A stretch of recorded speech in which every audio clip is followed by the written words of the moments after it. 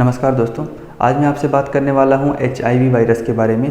तो दरअसल ये वही वायरस होता है जो किसी व्यक्ति में एड्स जैसी भयंकर बीमारी को जन्म देता है। फिलहाल आज तो हम इसके स्ट्रक्चर को समझेंगे और अगले आने वाले लेक्चर में हम ये समझेंगे कि ये वायरस जब किसी व्यक्ति के अंदर जाता है तो फिर ऐसा क्या करता है, इसका मोड ऑफ एक्शन क्या होता है जिसकी वजह से उस व्यक्ति में एड्स जैसी भयंकर बीमारी देखी जाती है। ठीक है, तो उससे पहले हम समझ लेते हैं कि HIV वायरस का स्ट्रक्चर क्या होता है। देखिए, और जो ह्यूमन हेल्थ एंड डिजीज़ का टॉपिक एड्स है उसका एक लेक्चर ऑलरेडी मैंने अपलोड कर दिया है, ये दूसरा लेक्चर है। तो बेहतर ये होगा आप चीज़ों को थोड़ा रिलेट करके पढ़ें। तो पहले उस लेक्चर को देख लें, फिर इसको देखें, फिर अगला लेक्चर देखें। इस तरह से अगर आप चीज़ों को रिलेट करके समझेंगे तो आपके लिए आसानी होगी। पढ़ाई के दौरान होता क्या है कि किताबों में कुछ चीज़ें तो ऐसी होती हैं जो सही मायने में बिल्कुल याद करने वाली होती हैं। ठीक है, कुछ चीज़ें ऐसी होती हैं जो समझने वाली होती हैं, कुछ होती हैं समझ करके याद करने वाली। तो एड्स उन टॉपिक्स में से एक है जिसको पहले हमें समझना होगा, फिर समझ करके याद कर लेना होगा।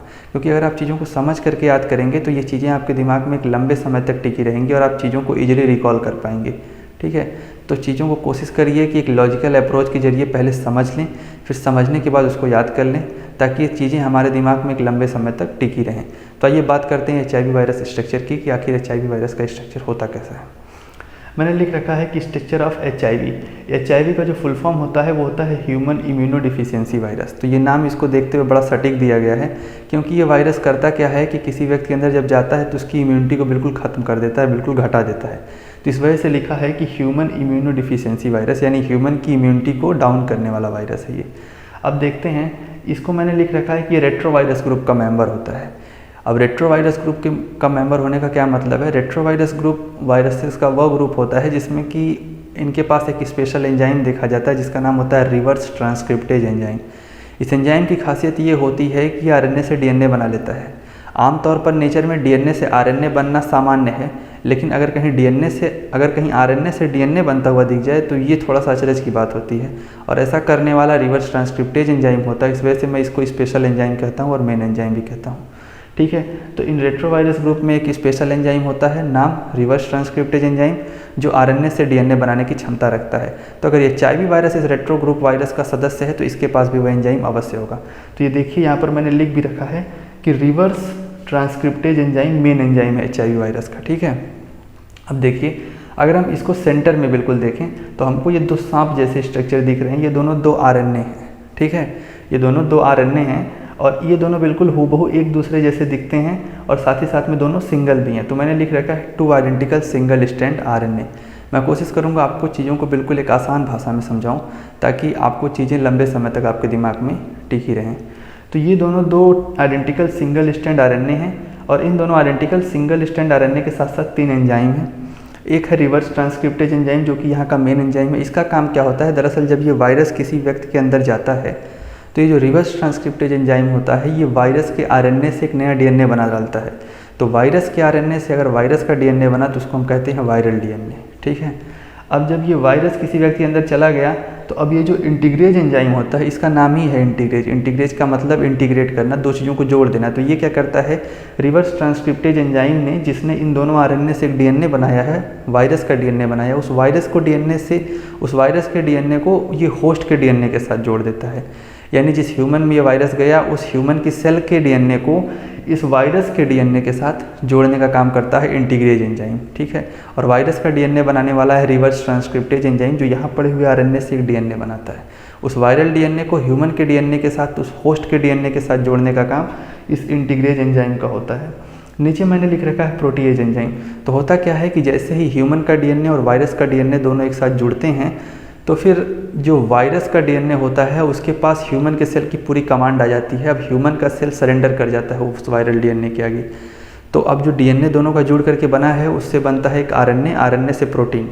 बस फ़र्क ये होता है, जो प्रोटीन बनता है ये बहुत बड़ा बनता है, इसका मॉलिक्यूलर वेट बहुत हाई होता है, जिसकी वजह से बड़ा लेस एक्टिव होता है। तो अब अगर इसको एक्टिव बनाना है तो ज़रूरत है इसको तोड़ करके छोटे छोटे प्रोटीन्स में तोड़ने की, और वो जो छोटे छोटे प्रोटीन्स हो जाएंगे तो उनका मॉलिक्यूलर वेट ऑटोमेटिक घट जाएगा, और ये जो अब तक लेस एक्टिव था ये हाईली एक्टिव हो जाएगा। ऐसा करने वाले होते हैं प्रोटीएज एंजाइम, जो किसी बड़े से प्रोटीन को जिसका मॉलिक्यूलर वेट बहुत ज़्यादा है, जो एक लेस एक्टिव है, ऑलमोस्ट इनएक्टिव है, उसको तोड़ करके छोटे प्रोटीन में तोड़ने का काम और उनके मॉलिक्यूलर वेट को घटाने का काम, और साथ ही साथ में उनको एक्टिव करने का काम ये प्रोटीएज एंजाइम का होता है। ठीक है, अब ये तो 3 एंजाइम हो गए और हम 2 आइडेंटिकल सिंगल स्ट्रैंड RNA को समझ चुके हैं। किताबें आपको ऐसा लिखते हुए मिलेंगी कि जो सेंटर कोर होता है, यानी जो सेंट्रल हिस्सा है, 2 आरएनए का बना हुआ और इन 3 एंजाइम का बना हुआ, या हम ये भी कह सकते हैं कि जो जेनेटिक मटेरियल है वायरस का वो सराउंडेड होता है 2 प्रोटीन की कोट से। जो अंदर वाली प्रोटीन की कोट है यानी इनर प्रोटीन कोट, उसको हमने यहाँ लिख रखा इनर प्रोटीन कोट P24, और जो दूसरी है आउटर प्रोटीन कोट, उसको मैंने लिख रखा है P17। तो ये जो सेंटर वाला हिस्सा है, जो सेंटर कोर है, जो 2 जेनेटिक मटेरियल आरएनए है, 3 एंजाइम है, उनको सराउंड करती हुई प्रोटीन की 2 कोट होती हैं। जो इनर प्रोटीन कोट होती है वो P24 होती है, जो आउटर प्रोटीन कोट होती है वो P17 होती है, और सबसे बाहर एक लिपिड की लेयर दिखती है, लिपिड की बाई लेयर दिखती है, जिसको मैंने लिख रखा होगा कहीं फॉस्फोलिपिड बाई लेयर। अगर नहीं लिख रखा है तो आप समझ जाइए, ये जो है ये लिपिड की, इसको मैं यहाँ लिख देता हूँ, ये लिपिड की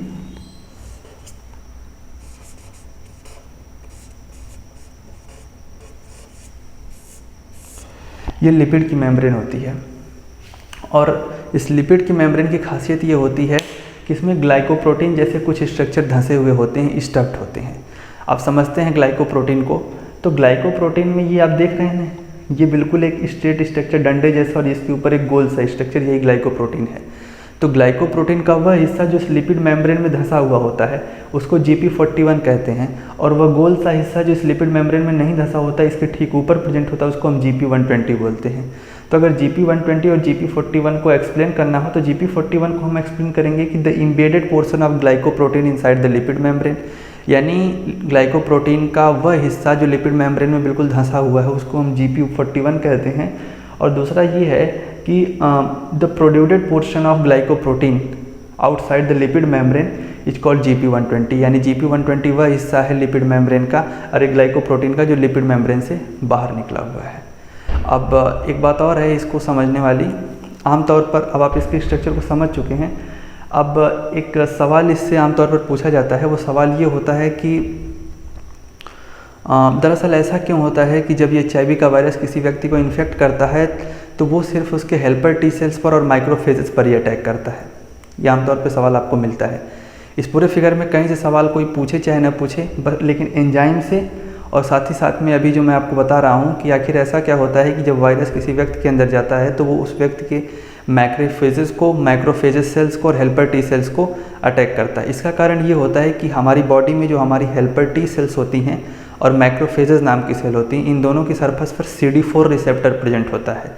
और ये जो आपको दिख रहा है ना GP120, इसकी खासियत ये होती है कि ये उस CD4 रिसेप्टर्स को पहचानता है, तो ये ठीक उससे जाकर के बाइंड हो जाता है। यही कारण है कि ये जो वायरस होता है ये हमारी हेल्पर T सेल्स को और साथ ही साथ में मैक्रोफेजेस के ऊपर अटैक करता है। अब मैंने इसके बारे में समझा तो दिया स्ट्रक्चर के बारे में, अब ज़्यादा बार बार बोलना ठीक नहीं होगा एक ही चीज़ को बार बार।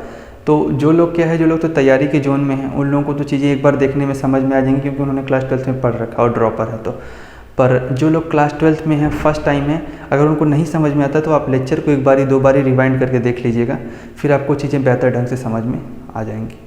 तो इतना ही आज के लिए रहने देते हैं। जय हिंद, जय भारत।